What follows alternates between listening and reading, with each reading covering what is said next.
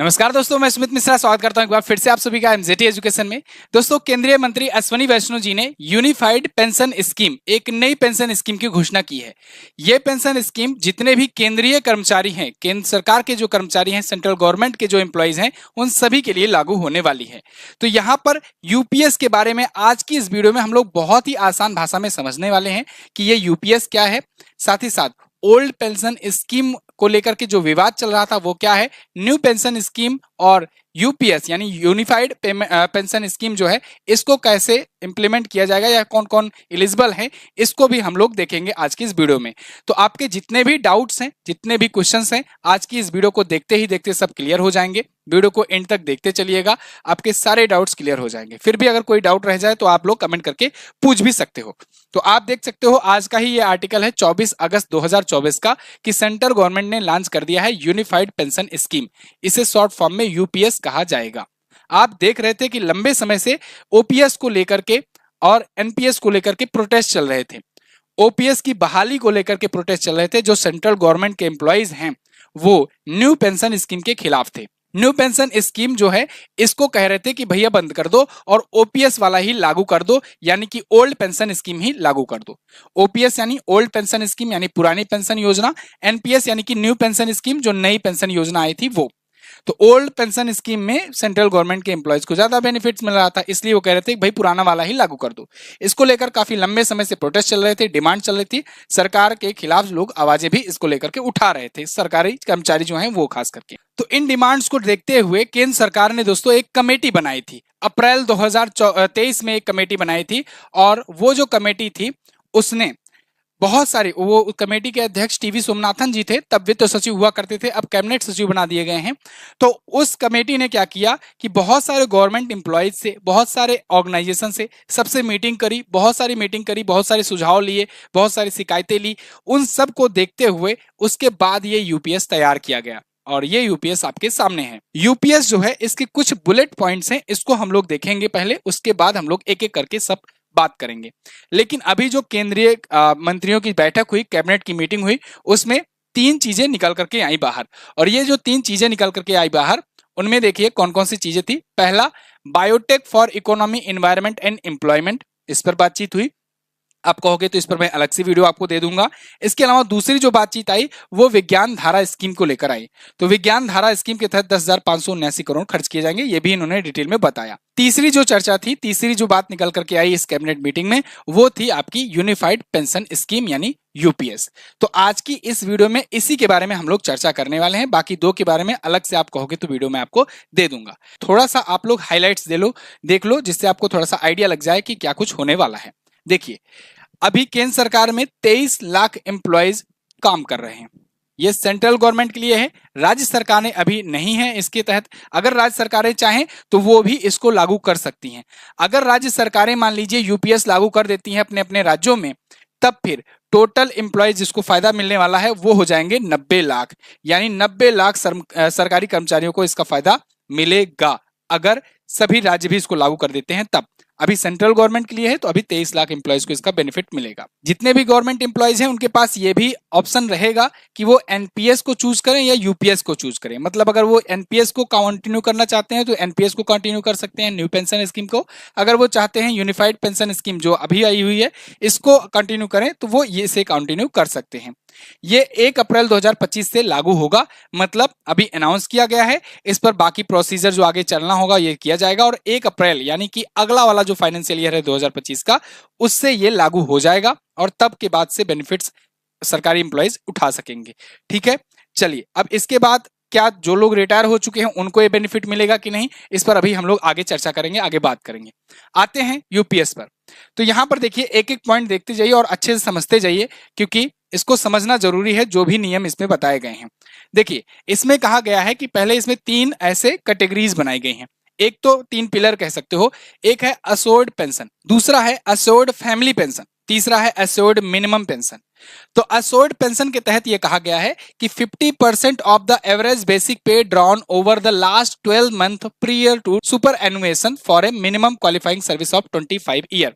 मतलब अगर कोई ऐसा गवर्नमेंट एम्प्लॉय है जो मिनिमम 25 साल तक सेवा दिया हुआ है as a central government employee, तो फिर उसका जो लास्ट 12 मंथ का जो सैलरी था रिटायरमेंट होने से पहले का, क्योंकि देखो जो रिटायरमेंट है मतलब कि समझ लो कि जब सुपर एन्युएशन कहा जाता है उसे, कि रिटायरमेंट के बाद का जो टाइम पीरियड रहता है, तो 25 साल अगर वो सेवा दिया है और वो रिटायर होने जा रहा है या रिटायर हो चुका है, तो लास्ट का जो 12 मंथ का जो सैलरी था उसके एवरेज से 50%, 50% यानी आधा जो है वो पेंशन मिलेगा। अब दूसरा point, proportionate for lesser service period up to a minimum of 10 year of services. अगर मान लो कोई इंप्लॉय ऐसा है जो 10 साल तक सेवा दिया है, उसके बाद रिटायरमेंट ले लिया है या किसी कारणवश हट गया है, तो 10 साल की सेवा से ऊपर अगर जो भी सेवा देने वाले इंप्लॉयज हैं जो 25 साल से नीचे और 10 साल से ऊपर के हैं, उनको प्रोपोर्शनेट तरीके से ये अमाउंट मिलेगा, यानी कि उनको पेंशन का लाभ मिलेगा। दूसरे पिलर पर आते हैं, एश्योर्ड फैमिली पेंशन। मान लीजिए कोई गवर्नमेंट एम्प्लॉय ऐसा है जो सर्विस के दौरान उनकी डेथ हो जाती है, तो फिर उनके फैमिली वालों को पेंशन मिलती है। एश्योर्ड फैमिली पेंशन उसके तहत रखा गया है।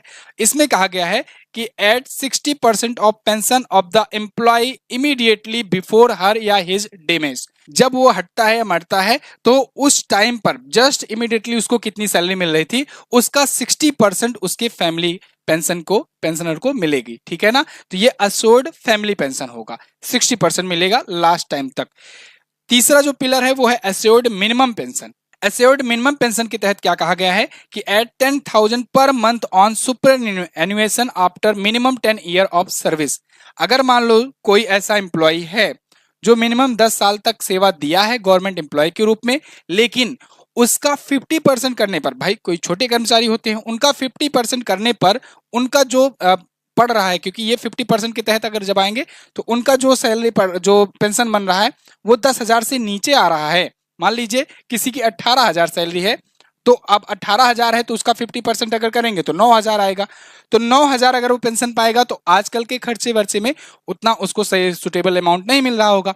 तो ऐसे में ये कहा गया है कि अगर कोई ऐसे एम्प्लॉय हैं जिनका 50% 10,000 से लेस आता है तो उनको एश्योर्ड मिनिमम पेंशन 10,000 तो मिलेगा ही मिलेगा। और ये सब डीए वगैरह हटाने के बाद है, मतलब 10,000 तो मिनिमम आपको मिलेगा ही मिलेगा, ये एश्योर्ड अमाउंट है। इसके ऊपर अगर आप होते हो तो टोटल लास्ट वाली 12 मंथ की सैलरी का 50% मिलेगा। ठीक है, अब इसमें अगर बाकी चीजें जो महंगाई भत्ता वगैरह जोड़ेंगे तो वो 15,000 के आसपास तक पहुंच जाएगा। तो ये आपका, लेकिन तब जब मिनिमम 10 ईयर ऑफ सर्विस किए रहोगे तब। ये 3 पिलर हुए। चौथा पॉइंट इन्होंने क्या बताया है, इन्होंने बताया है इन्फ्लेशन इंडेक्सेशन, जो महंगाई भत्ता वगैरह होता है उसको लेकर के इन्होंने कहा है on assured pension, on assured family pension and on assured minimum pension. यानी पहला पिलर, दूसरा पिलर और तीसरा पिलर, ये तीनों पिलर के लिए डियरनेस रिलीफ बेस्ड यानी कि DR on All India consumer price index for industrial workers AICPI-IW as in case of serving employ.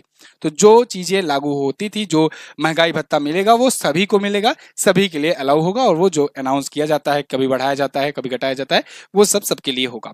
Lump sum payment of superannuation in addition on gratuity, lump sum amount के लिए भी यहां बात की गई है। जब कोई रिटायर होता है तो उसको एक लमसम अमाउंट मिलता है, वो कैसे मिलेगा, इन्होंने कहा है कि 1/10 of the monthly emolument pay plus DA as on the date of superannuation for every completed 6 month of the service. प्रत्येक 6 महीने कंप्लीट करने के बाद सर्विस को 1/10 जो है मंथली एलुमेंट ये कटेगा, और उसके बाद लास्ट में वो सुपर एनुएशन के टाइम पर वो सब जुड़ करके मिलेगा। This payment will not reduce the quantum of assured pension, लेकिन ये जो पेमेंट होगा ये एश्योर्ड पेंशन में से कम नहीं होने वाला है। ठीक है ना, तो ये 5 नए अनाउंसमेंट किए गए हैं, या कह सकते हैं यूपीएस के फीचर्स हैं। अब यहां पर एक आपका सवाल आएगा कि सर ये बताइए, ये तो यूपीएस 1 अप्रैल 2025 से लागू होगा, तो क्या जो लोग पिछला 2010 में, 2004 में, 2008 में रिटायर हुए हैं, क्या उनको भी इसका बेनिफिट मिलेगा? बिल्कुल मिलेगा। यहां पर यह भी बात की गई है कि 2004 के बाद से 2025 के पहले से, ठीक है, 2004 के बाद और 2025 से पहले जो लोग भी सेंट्रल गवर्नमेंट के एम्प्लॉय रिटायर हुए हैं उनको भी इसका बेनिफिट मिलेगा। ये भी ध्यान रखना, इसको अश्वनी वैष्णव जी ने भी और टीवी सोमनाथन जी ने भी, दोनों ने क्लियर किया हुआ है। तो 2004 से 2025 के बीच में जो लोग वर्क किए थे उनके लिए भी ये फायदा मिलेगा। दूसरा बात, सबसे बड़ी चीज ये है कि मान लीजिए अभी उनका और बढ़ रहा है, जितना वो बेनिफिट पाए हैं और जब ये लागू होता है तो और बेनिफिट उनको मिल रहा है अगर, तो वो सब बेनिफिट एरियर अमाउंट के साथ उनको मिलेगा और उसमें इंटरेस्ट वगैरह जुड़ करके मिलेगा। मतलब मान लीजिए जैसे कोई 2005 में रिटायर हुआ था तो 2005 से 2025 तक 20 साल हुए, तो 20 साल में उसका जो भी अमाउंट बनता है, जो इसका पर मंथ के हिसाब से बनता है या पर ईयर के हिसाब से बनता है, वो सब एरियर उसका इसका जुड़ करके यहाँ पर एक साथ मिलेगा। इसके अलावा इंटरेस्ट भी जुड़ेगा उसमें, तो ये भी कहा गया है। तो खुश हो जाओ सब लोग, ठीक है, जो लोग रिटायर हो गए हैं वो भी और जो लोग नए हैं वो भी। फिलहाल इस पर आपकी क्या राय है, क्या प्रतिक्रिया है, आप कमेंट बॉक्स में जरूर बताइएगा। अच्छा, एक रिक्वेस्ट है साथियों, आप यहाँ तक वीडियो देखते हुए आए हो, निश्चित ही आपके लिए ये वीडियो यूजफुल रही है, तो एक रिक्वेस्ट है आपसे, नीचे चैनल को सब्सक्राइब करने का बटन बना हुआ है, कोई पैसा नहीं लगना है, 1 सेकंड का आपका समय लगेगा, आप सब्सक्राइब के बटन को प्रेस कर दीजिए और ये वीडियो उन तक पहुंचाइए जो आपके आस पड़ोस, फैमिली मेंबर या रिश्तेदार, नातेदार, जो भी गवर्नमेंट एम्प्लॉयज हैं, उन तक ये वीडियो जरूर पहुंचाइए, जिससे उनको समझ में आ जाए कि ये नया यूपीएस है क्या और इससे किसको कितना बेनिफिट मिलने वाला है। आप लोग अपनी राय जरूर दीजिएगा। एमजेटी ऐप पर अगर आप किसी एग्जाम की तैयारी कर रहे हो, गवर्नमेंट एम्प्लॉयज बनने जा रहे हो, तो आप लोग एमजेटी ऐप डाउनलोड करो, यहाँ पर आप तैयारी कराई जाती है और इसमें बहुत सारे अफोर्डेबल प्राइसेस पर वीडियो कोर्सेज भी अवेलेबल हैं। आप जो है वीडियो कोर्स सेक्शन में जाकर के देख सकते हो, जितने भी रेलवे, एसएससी, बैंक, इन सबके एग्जाम के जो पैटर्न होते हैं, लेटेस्ट पैटर्न पर आधारित बहुत ही अफोर्डेबल प्राइसेस में वीडियो कोर्सेज अवेलेबल हैं। आप इनको लेकर के अपनी पढ़ाई कंटिन्यू कर सकते हो और अच्छे से सिलेक्शन प्राप्त कर सकते हो। थैंक यू सो मच, मिलेंगे अगली वीडियो में, तब तक के लिए नमस्कार, जय हिंद, वंदे मातरम।